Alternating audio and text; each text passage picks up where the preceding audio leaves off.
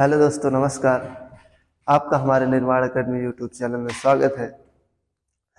तो जैसे कि आपको पता है कि हम हिस्ट्री देख रहे हैं और हिस्ट्री में हम क्या देख रहे हैं, अशोक देख रहे हैं। तो हमने अशोक के बारे में यहाँ तक देख लिया था कि उसने क्या किया।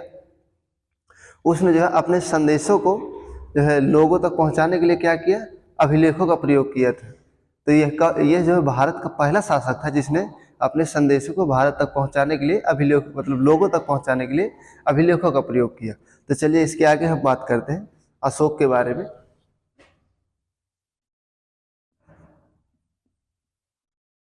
अशोक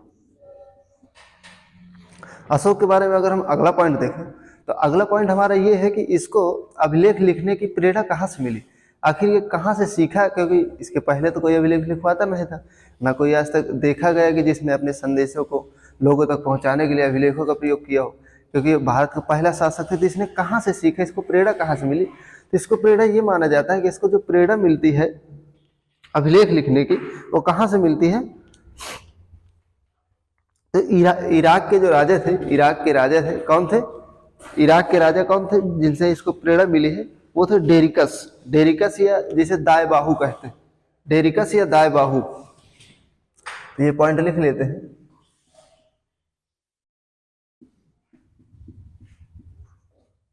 अशोक को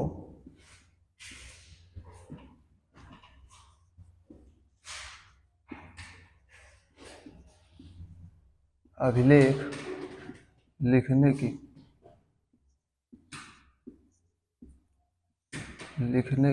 प्रेरणा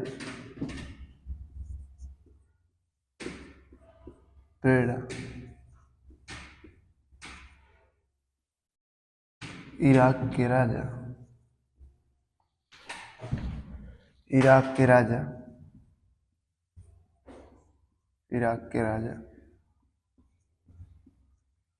डेरिकस कहां से मिले थे, इराक के राजा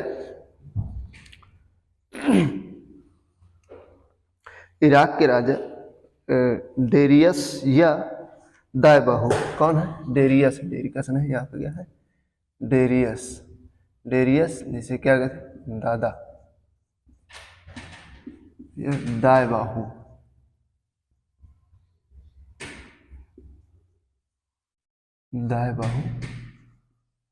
से मिली।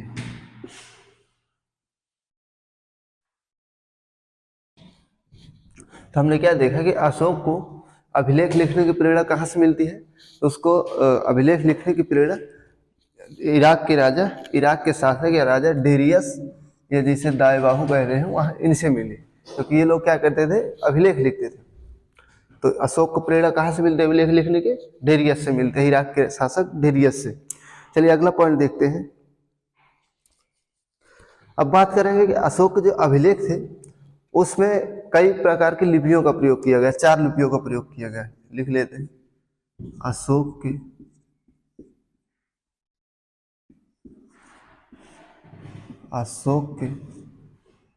अभिलेखों में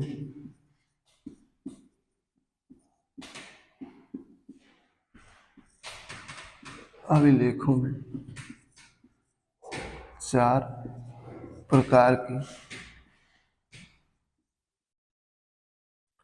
लिपियों का प्रयोग किया गया है।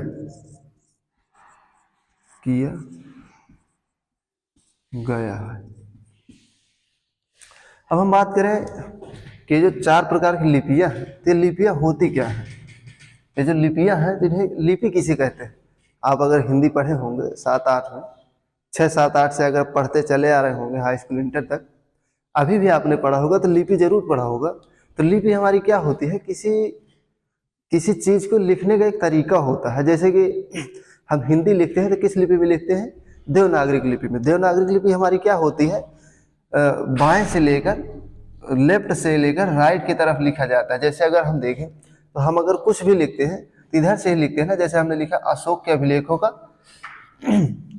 हमने क्या लिखा है यहाँ पर, अशोक के अभिलेखों में 4 प्रकार की लिपियां हैं। तो हमने किधर से लिखा, लेफ्ट से लेकर राइट की तरफ गए ना, यानी बाएं से लेकर दाएं की तरफ लिखा जाता है। यानी कि लिपि उसे कहते हैं जिसमें हमारे किसी वाक्य या शब्द को लिखने का तरीका, उसे हम लिपि कहते हैं। ठीक, तो इसमें इनके जो अभिलेख है अशोक के, उसमें कितने अभिलेखों का प्रयोग किया गया है, सॉरी कितने प्रकार की लिपियों का प्रयोग किया गया है, 4 प्रकार की लिपियों का प्रयोग किया है। तो चलिए देखते हैं कौन कौन सी है। तो हम देखते हैं पहली लिपि जो है हमारी वो कौन सी है, ब्राह्मी लिपि। ब्राह्मी कौन सी है, ब्राह्मी, ब्राह्मी लिपि, लिपि।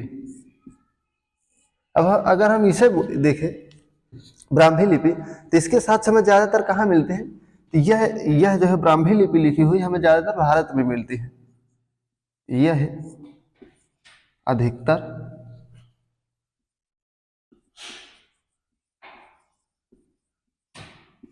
अधिकतर भारत में मिलती है। ब्राह्मी लिपि ज्यादातर हमें कहाँ मिलती है, भारत में मिलती है। और अगर बात करें कि यह लिपि जो है किस तरह से लिखी जाती है, तो इसे बाईं से दाईं की ओर लिखा जाता है। किससे लिखा जाता है, इसे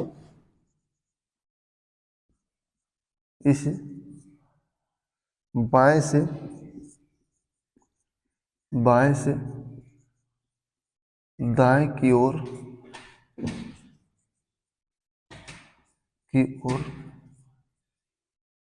लिखा जाता है। ठीक, तो ये जो हमारी ब्राह्मी लिपि है, ये ज्यादातर इसके साथ से कहाँ मिलते हैं, तो यह हमें ज्यादातर भारत में मिलती है, अधिकतर भारत में मिलती है। और ये कैसे लिखा जाता है, तो बाएं से दाएं की ओर लिखा जाता है। तो आप इसे नोट करिए, फिर इसके आगे हम देखते हैं, इसके आगे बात करते हैं।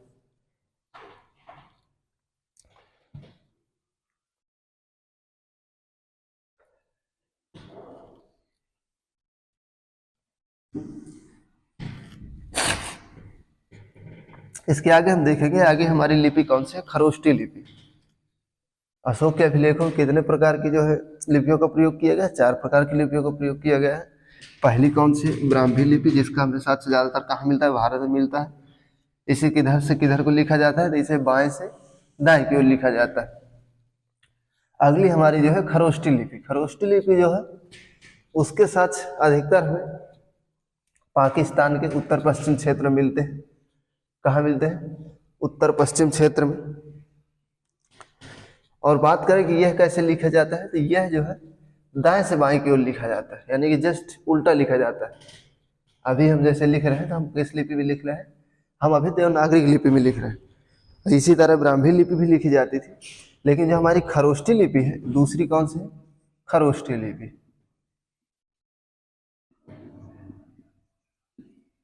खरोष्टी लिपि, लिपि यह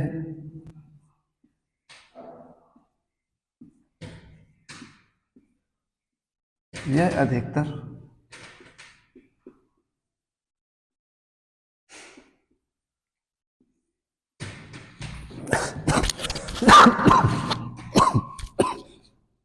यह अधिकतर पाकिस्तान के यह अधिकतर पाकिस्तान के उत्तर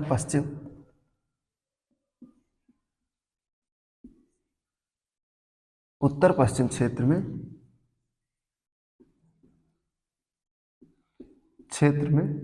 मिलती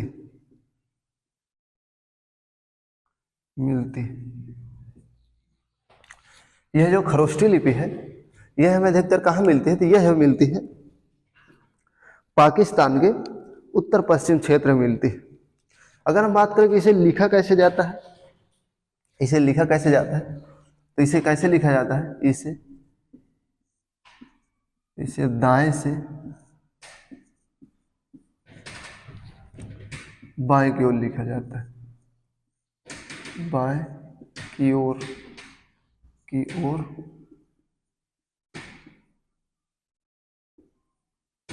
लिखा जाता है। जो हमारी खरोष्ठी लिपि है वो कैसे लिखा जाता है, तो दाएं से बाएं की ओर, यानी अगर हम अभी इस साइड से लिख रहे हैं तो अगर खरोष्ठी लिपि में लिखेंगे तो इधर ही से इसे इस तरफ से लिखेंगे, जस्ट उल्टा लिखने लगेंगे, ठीक। फिर अगला हमारा आएगा तीसरी लिपि। तीसरी हमारी कौन सी है, तो जो तीसरी हमारी वो है अरमाइक लिपि। अरमाइक लिपि, अरमाइक कौन सी है, अरमाइक। अरमाइक, अरमाइक की अगर हम बात करें तो इसके साथ कहाँ मिले, यह हमें अधिकतर कहाँ मिलती है, यह हमें अफगानिस्तान में मिली थी।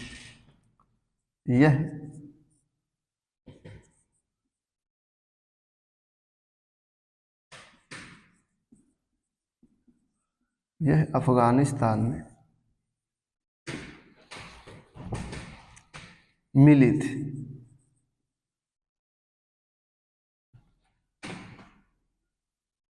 मिली थी।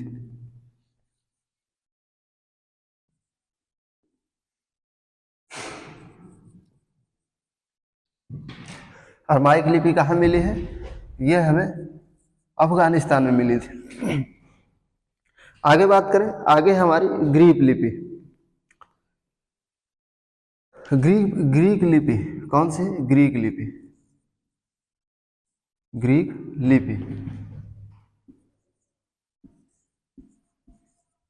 ग्रीक लिपि। ग्रीक, जो हमारी ग्रीक लिपि है, इससे अगर हम बात करें तो यह हमें कहाँ मिलती है, यह हमें अफगानिस्तान के उत्तरी सीमा में मिलती है। कहाँ मिलती है, उत्तरी सीमा में। यह है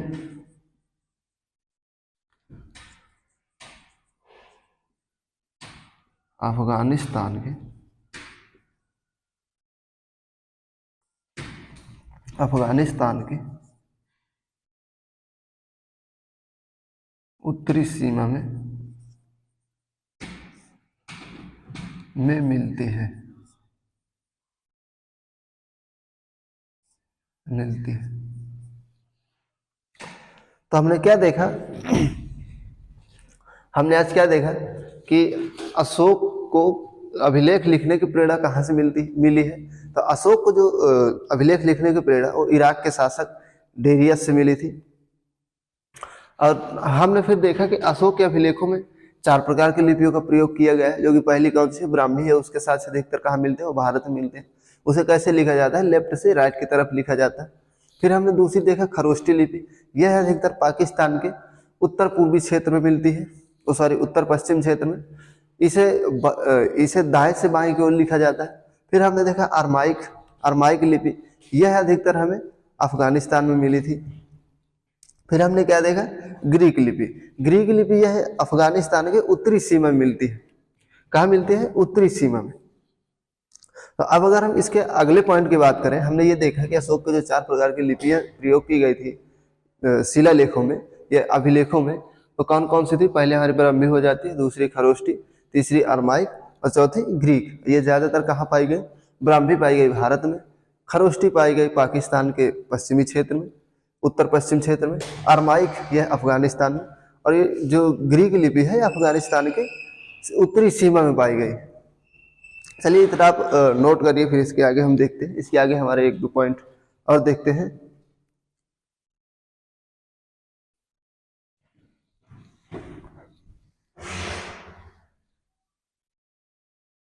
अब हम बात करेंगे कि अशोक के अभिलेखों को सर्वप्रथम खोजा किसने, यानी किसने खोजा सर्वप्रथम, और किसने सर्वप्रथम इन्हें पढ़ा किसने था, तो वो देखते हैं हम।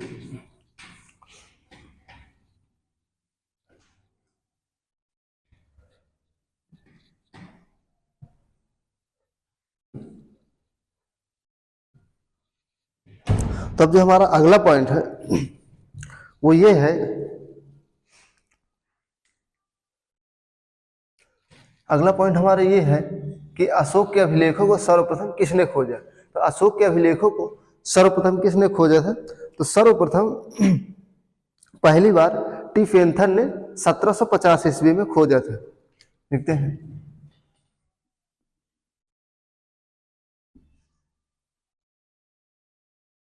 अशोक के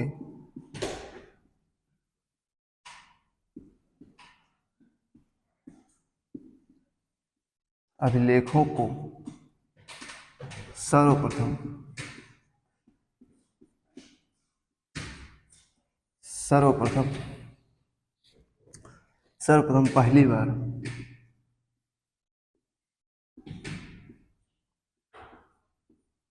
पहली बार किसने खोजा था? टी फेंथन ने। टी फेंथन ने 1750 ईस्वी में खोजा था।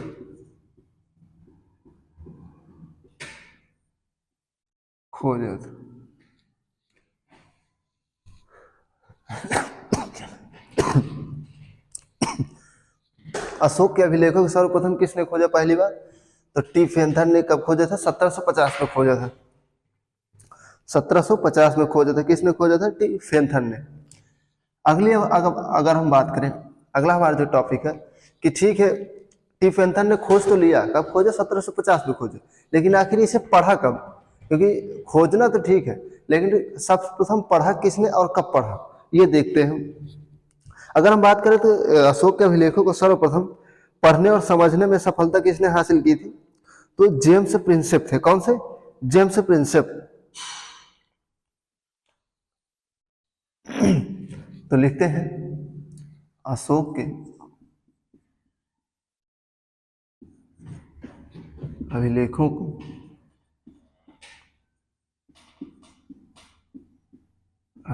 को सर्वप्रथम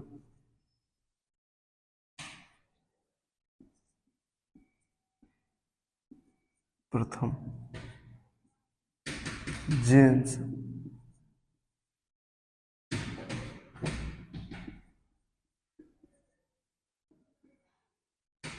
प्रिंसेप ने 1837 ईस्वी में 1837 में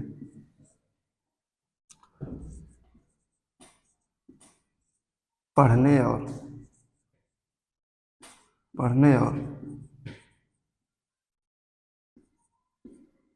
समझने में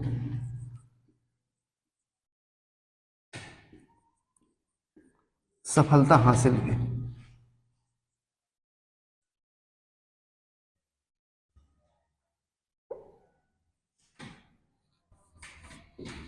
सफलता प्राप्त की।